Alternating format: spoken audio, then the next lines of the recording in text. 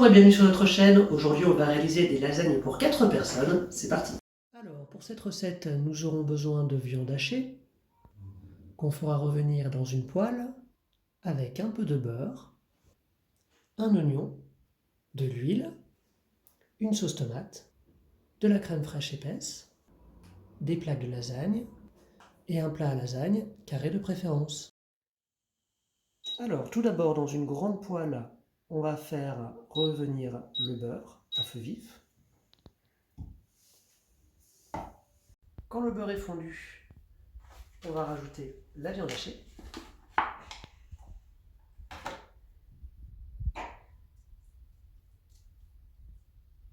Qu'on va répartir sur toute la poêle. Pendant ce temps-là, on va couper l'oignon. Pour ça, on enlève bien évidemment d'abord la peau. Alors pour les oignons, il n'y a pas de recette magique. Si vous avez mal aux yeux pendant que vous coupez les oignons, la meilleure des solutions, c'est d'utiliser des lunettes de plongée. Tout d'abord, on commence par couper en deux au niveau de la queue, ce qui nous permettra d'enlever facilement cet endroit de l'oignon qui est dur et qui cuit mal et qui n'est jamais très bon dans un plat. Donc on commence par l'enlever et après on va l'émincer.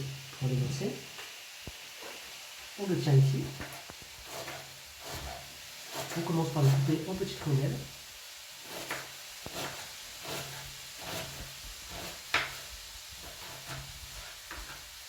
On réunit toutes les petites rondelles. On peut couper comme ça, rapidement. Et comme ça, on a un oignon bien émincé.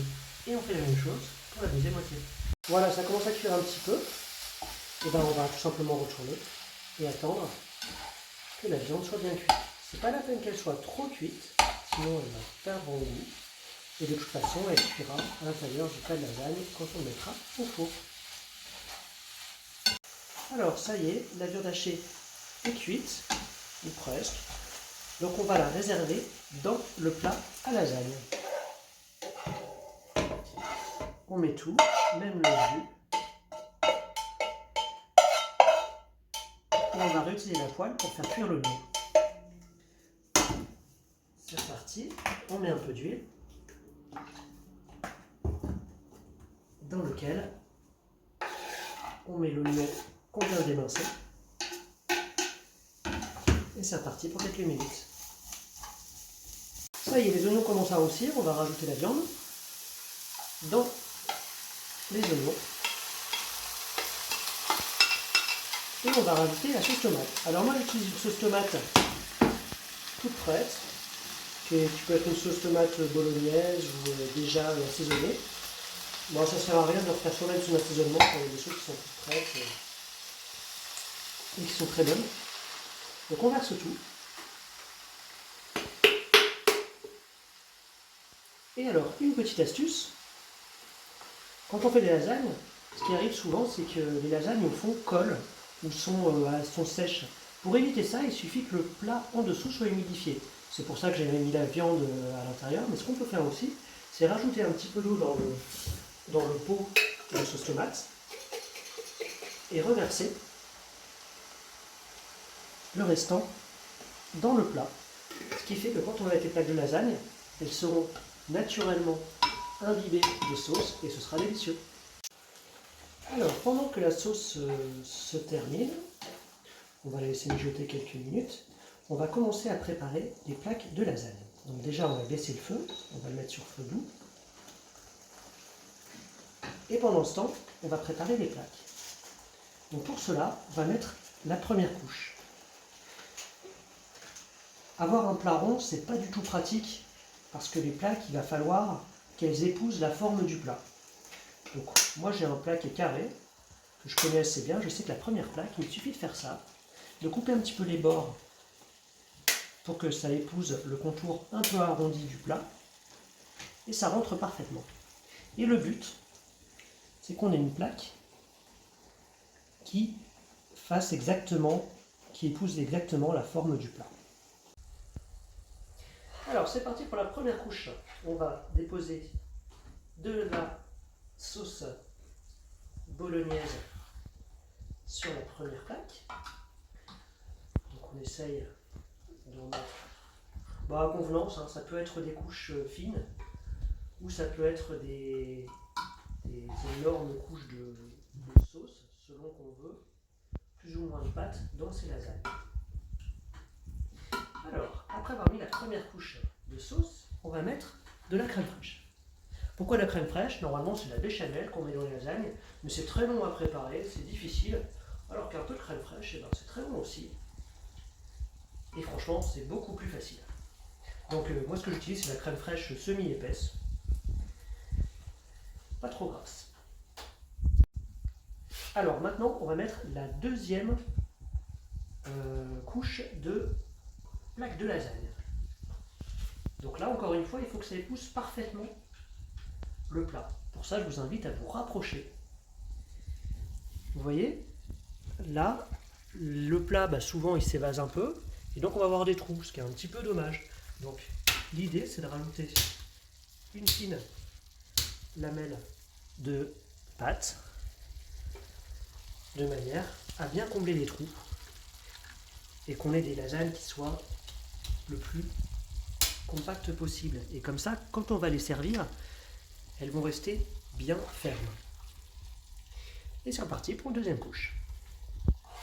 Une deuxième couche, et puis on va faire ça jusqu'au bout.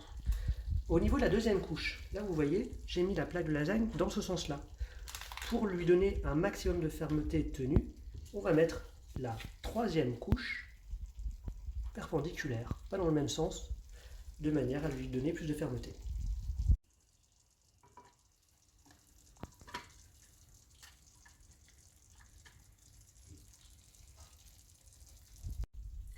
On est parti pour la dernière couche. Donc toujours de la crème fraîche. La plaque. Hop. Bon, j'ai déjà prédécoupé les plaques pour que ça aille plus vite. On les positionne de manière à recouvrir l'intégralité. Et là, une petite astuce, pour éviter que la dernière plaque de lasagne, celle du dessus, soit sèche, j'ai gardé un peu de sauce qu'on va mettre sur le dessus. Comme ça, même la dernière plaque va pouvoir cuire en étant imbibée de sauce tomate et du coup elle ne sera pas sèche.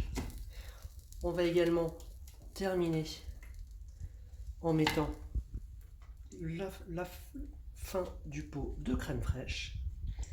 Voilà, regardez, avec tout ça, la plaque du dessus, elle ne pourra pas être sèche. Alors, maintenant on peut rajouter un peu de gruyère râpée.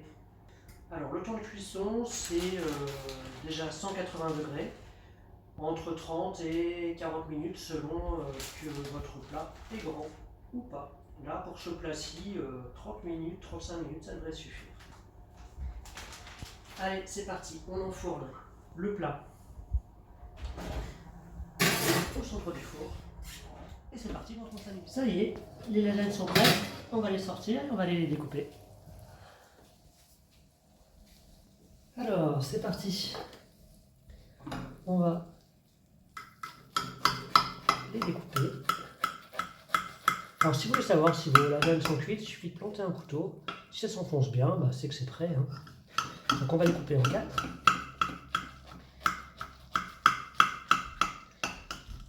Et je vais chercher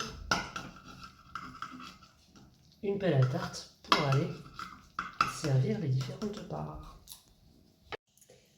Allez, on va voir si elles tiennent bien. Et voilà, c'est impeccable. On sert une part à chacun. Et bon appétit!